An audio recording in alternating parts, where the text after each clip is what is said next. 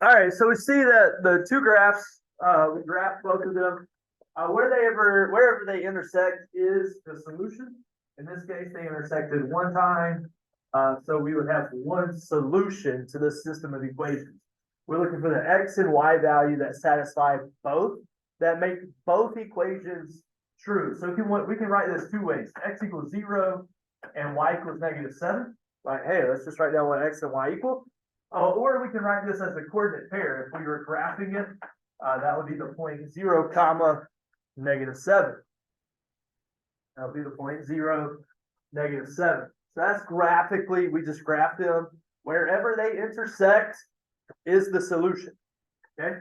What about algebraically though? Algebraically, maybe we don't know what the graph looks like and we want to solve these. Well, if we look, this first equation is equal to y. The second equation is also equal to y.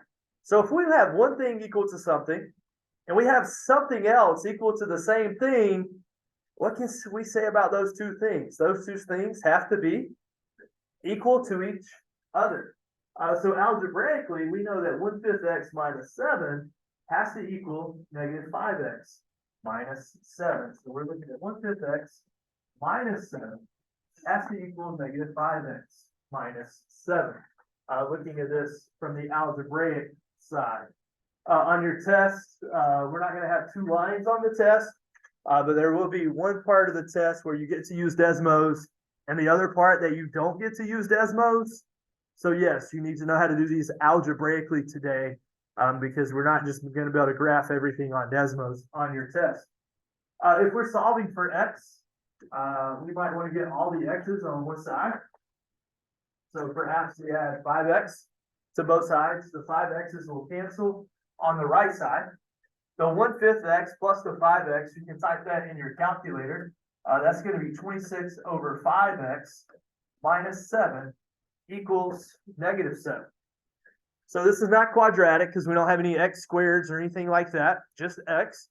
So I'm trying to get all the x's on the left, and anything that does not have an x, I'm going to move it to the other side. So we can add 7 to both sides. So we get 26 over 5x. The 7's on the left cancel out. And it just so happens that the 7's on the right also cancel out.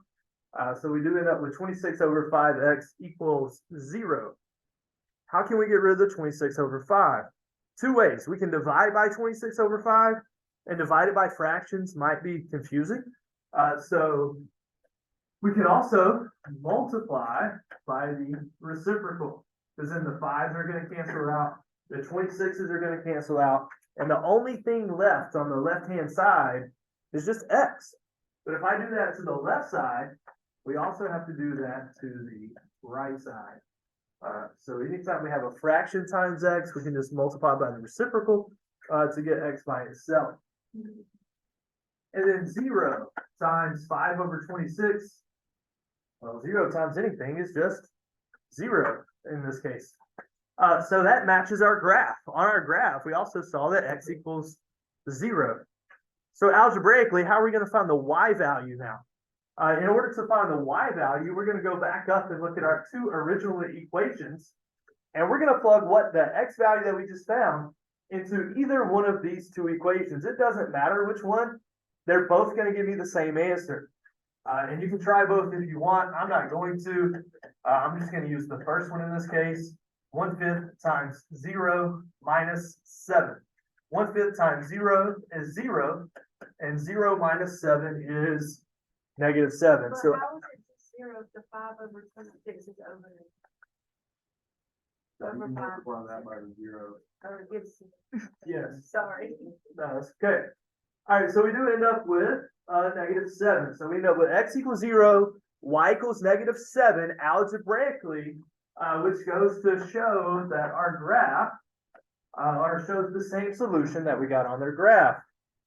That's review from Algebra 1, a very quick overview of how you may have solved systems of equations in Algebra 1. You solved them graphically and using substitution.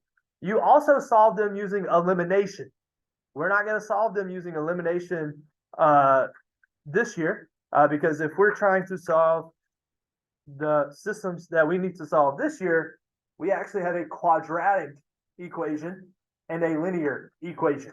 So quadratic equations are lines, are parabolas, and then our linear function is a line. So now we're looking at like the graph of a quadratic, which is a parabola, which kind of looks like a U, and a line. And where those two intersect would be the solutions if we're doing this graphically. And there's three different possibilities in this case. Those two graphs could intersect in two places, as we see in our first picture. We're not trying to find those solutions right now. We're just trying to say, hey, there could be two solutions. Okay, there could be two solutions because that line is going to intersect the graph of that quadratic, which is a parabola, in two places. Or maybe this line just barely touches the graph at one place. And in that case, there would only be one solution. And then the third option, the line actually never crosses the parabola. And if the line never crosses the parabola, we see our third case here, and we have no solutions in that case because there's no intersection points. No intersection points at all in that case. So we're going to use Desmos to graph these because if we want to find these solutions graphically, our graphs need to be really, really, really like super accurate. And in this case, we want our graphs to be super, super, super, super, super accurate, which is hard to do by hand with a quadratic. So we're going to graph these in Desmos. So x squared minus 4x plus 4. In the second equation, y equals x minus 2. And where they intersect is the solution. To help if I put the equal sign there. And you can see that fairly easily here on our graph. Where do they intersect? Well, two places. We need to know exactly what those two places are. And on Desmos, all you literally have to do is click on the points where they intersect and the x and y value pop up. So it's really that easy on Desmos. So my two solutions in this case are 2, 0 and 3, 1. We're going to sketch the graph for our notes just so we have it in our notes. We're going to make it look as close to the graph on Desmos as we can. So we said we had two solutions. The first solution was at 2, 0. The second solution was at 3, 1. And then there was a straight line going through those points. There was a straight line going through those points. Now, what did the parabola look like? The parabola went down, it touched that 2, 0 point and turned and went back up through that 3, 1 point. So the parabola is going to touch this point, turn, go back up through that point, and we're going to have this side on the left, that side on the right. That's not the best graph that we can draw, but we are using Desmos to graph these for us. And our one solution is 2, 0, and our second solution is 3, 1. And just to show you, what if you get on Desmos and you're like, man, I can't really tell, like maybe your zoom is all messed up and maybe your zoom looks like something like this. And you're like, man, I can't really tell where they intersect. You can change the zoom, obviously. Or if you literally just click on the graph in either of the graphs, you see these silver points pop up. And those are the points where they intersect. So it would be ideal to change the zoom on your Desmos graph so that you can actually see them. But if your zoom is off and you can't really see where they intersect, we could always just click on them, and then the gray points that show up would be where they intersect. How are we going to do this algebraically? Algebraically, we're going to do this the same way we just did the other problem from Algebra 1. We have our first equation, which is equal to y, and our second equation, which is also equal to y. So that very first step is going to be the same. Hey, both equations are equal to y. We want to know where they intersect. So we're going to set these two equations, x squared minus 4x plus 4 equal to x minus 2. But now instead of having a linear equation, we have an x squared or a quadratic equation. There's 4 ways that we learned how to solve quadratic equations: factoring, taking square roots, completing the square, and the quadratic formula. You can use whichever one of those four you want. I don't care. I'm probably going to factor or use the quadratic formula 99% of the time.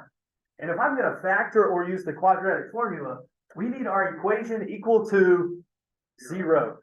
So this x on the right, I'm going to subtract x from both sides. So there's no longer an x on the right. The minus 2 on the right, I'm going to add 2 to both sides.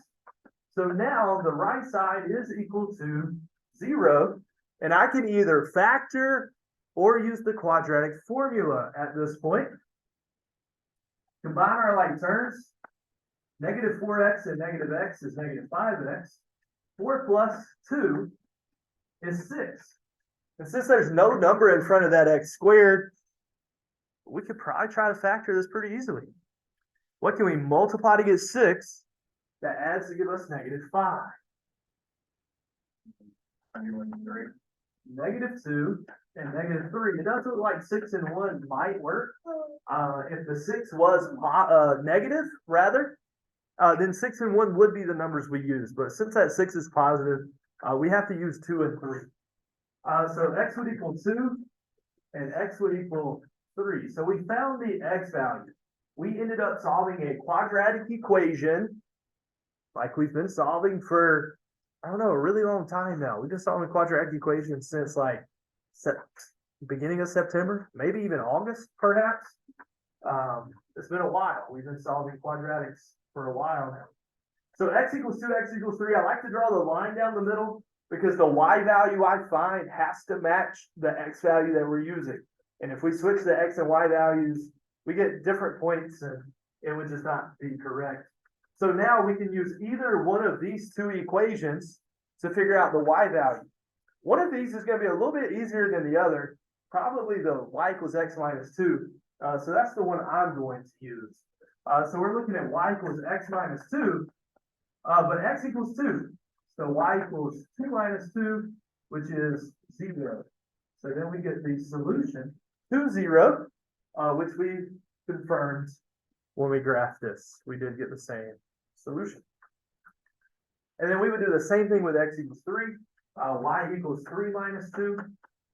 And again, it doesn't matter which equation we use to find the y value. We could have used the quadratic equation, and if we did it correctly, we would have got the same y value. So 3 comma 1 is our second solution.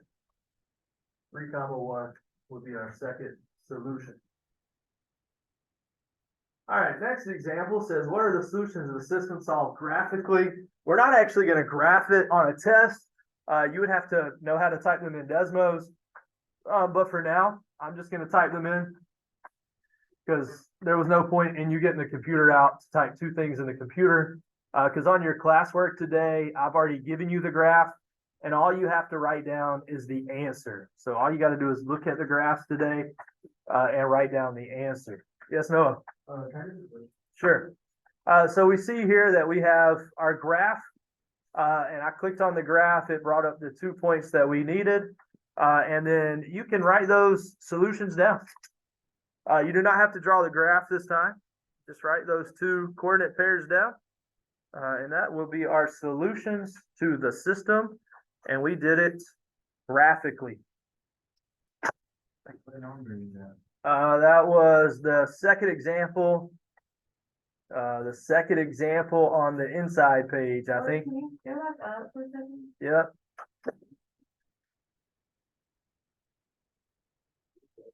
Wait, so what's our classwork? Just telling you how we got that? I'm going to give you the graph, and you just have to write the points down. Where do they intersect?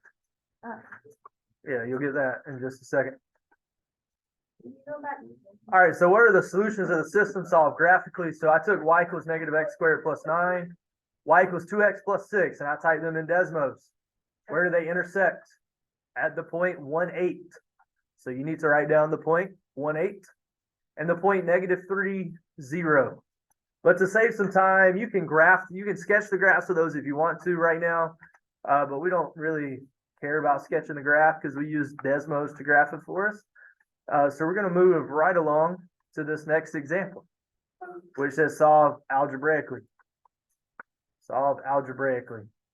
What are the solutions of the system? Solve algebraically. Y equals x squared minus 6x plus 10, and x plus y equals 4. So there's more than one way to solve these equations using the same method. So if we're using substitution, here's what could happen. Here's what could happen. I probably wouldn't do it this way. So don't write this down. Just watch. Y is equal to all of this right here. X squared minus 6x plus 10. So what we could do, we could take this second equation, and where we have a y right there, where that y is, we could replace it with x squared minus 6x plus 10. So we end up with x plus x squared minus 6x plus 10 equals 4. And you can do it that way. But here's what maybe I would recommend. I'm not saying that one way is better than the other, because it's not. But what I would recommend is maybe taking the second equation and getting y by itself. And we can do that very easily by just subtracting x from both sides. So we get y equals 4 minus x. And now both equations are equal to y. And if both equations are equal to y, we can just set them equal to each other. So x squared minus 6x plus 10 equals 4 minus x. And we end up with a very similar situation that we had a second ago. If we want to factor or use the quadratic formula, we need to make our equation equal to 0. So we're going to add x to both sides. And we're going to subtract 4 from both sides. So we get x squared minus 5x plus 6 equals 0. At this point, it looks very similar to the problem we just did, and that's purely coincidence. Like, I didn't mean for that to happen. That's not always going to happen. But the x squared minus 5x plus 6 just happens to be the same thing that we got a second ago. It was just coincidental that happened. So we can factor that. When we multiply to get 6, that adds to give us -5, and that would be -2 and -3. So we get x equals 2 and x equals 3. And then we need to find the y value for those. And you can use either of these 3 equations. You can use the first one, the second one. I would recommend using this one, y equals 4 minus x, because y is already by itself, which is going to make it easier to plug in x. So 4 minus 2 is 2. So one of our solutions would be the point 2, 2. X equals 2, y equals 2. And for x equals 3, y would equal 4 minus 3, and 4 minus 3 is 1. So our second solution would be the point 3, 1. So we solved a system of a quadratic and a line, and we found 2 solutions, 2, 2, and 3, 1. 2, 2, and 3, 1.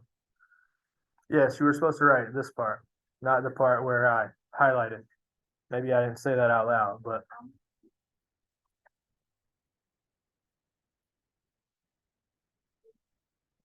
Wait, so you just put an answer on Desmos, and I thought the answer, which one was that answer to? This one right here.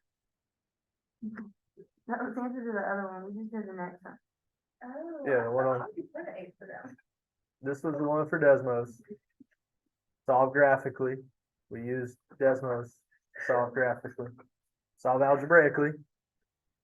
And now we're gonna, like, why might we want to be able to solve these types of equations? Well, this is an example. It's not the best example, but it is an idea of why we might want to solve these types of equations. So we have 2 pools. They open maybe on the same day. Since opening day, attendance at pool A has increased steadily. If we think about a function that has increased steadily, it's going to be a line. A function that increases steadily would be a line. In pool B, the attendance first rose, so the attendance went up, but now that same attendance is going down. Y'all need new seats better? Because y'all aren't paying attention to me. You gotta pay attention to everything else. If y'all don't wanna pay attention, just be quiet. I can't make you pay attention, but be quiet. So the attendance first rose and then fell. That would be a quadratic. So number one wants to say, hey, when was the attendance the same at both pools? When are these two equations equal? When do they intersect? So we can do this algebraically. So we have pool A, y equals 28x plus 4. Pool B, y equals negative x squared plus 39x plus 64. Y represents the number of people at the pool that day, and x represents the number of days since the pool first opened for the summer. So 28x, actually, I'm going to start with negative x squared. So negative x squared plus 39x plus 64 is equal to 28x plus 4. So they're both equal to y. We can set them equal to each other. We're going to solve for x. We're going to factor or use the quadratic formula, whichever one you want. And if I'm going to do either one of those two methods, I need my equation equal to 0. So we're going to subtract 28x and subtract 4 from both sides. So we get negative x squared. 39 minus 28 is 11. 64 minus 4 is 60. The right side, everything canceled out like we wanted it to, and now it is 0. You divide by -1. If you want to factor, I will go ahead and divide by -1 because it's a lot easier to factor when that x squared is positive. If you want to use quadratic formula at this point, you don't need to divide by -1. But I like to factor if I can factor, because factoring without a calculator is a lot easier than quadratic formula without a calculator. And factoring is really a lot quicker if we can factor. A lot of times factoring is a lot quicker than trying to figure out what is A, what is B, what is C, what is B squared minus 4AC, and then simplifying all of that. It's just really kind of time consuming. Factoring is a little bit quicker, I feel like. So what can we multiply to get -60? That adds to give us -11. And those two numbers would be 15 and 4. -15 and +4. Yes, I'm writing on number 2. This is not the answer to number 2. The x value is the answer to number 1. And then number 2 is actually just asking for the y value. So x minus 15, x plus 4 equals 0. So what would x equal? X would equal 15, and x would equal -4. And what is x? X is the number of days since the pool has opened. So we're talking about x equals 15 days since the pool has opened, or x equals -4 days since the pool has opened.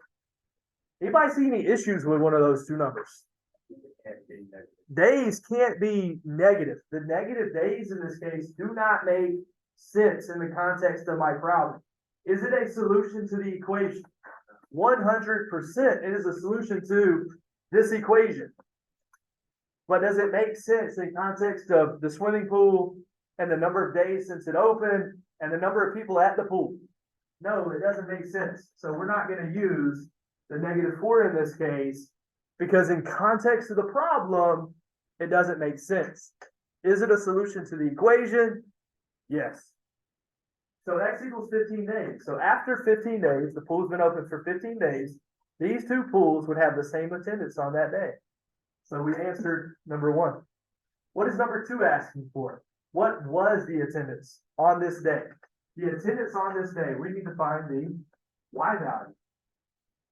Isn't y the attendance? And we can use either of the two equations because isn't the attendance equal on this day? So if I plug in 15 into either one of those two, I should get the same answer. I'm going to use the first one though, 28 times 15 plus 4. It seems like the smart one to use in this case. And if you type that in the calculator if you need to, you probably will. I would probably type it in the calculator also. We end up with 424. But in the context of the problem, what does that 424 represent? It is people, 424 people. So one of our goals as like math department this year is writing in mathematics.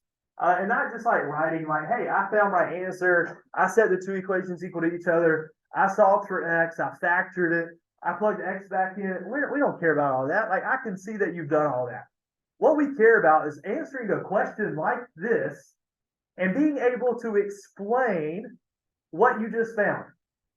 Maybe one sentence. We're not asking you to write a paragraph or a 5-paragraph essay in math class. We're not asking you that.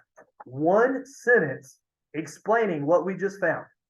So what would that look like if I could model that for you? Okay. 15 days after the pool's open. 15 days after the pool's open. That takes care of my X value. What happened 15 days after the pool's open? The attendance, because we're not just talking about 424 people, but what is the 424 people? The 424 people is the attendance at each pool, not just one pool, but both of them, was 424 people. So when we talk about writing and mathematics, and we're going to do a lot more writing like this in the near future, that's what we mean when we say, like, hey, we're going to talk about explaining our answer. That's what we mean, like right there. We included the X value. We know what the X value is. The X value is days. We included the Y value. The Y value is people. We know that now. And we know what happened on the 15th day after they opened. The attendance was equal. And we know what it was equal to. So when we talk about writing, that's kind of what we're talking about. Can we write like that one sentence explaining what we just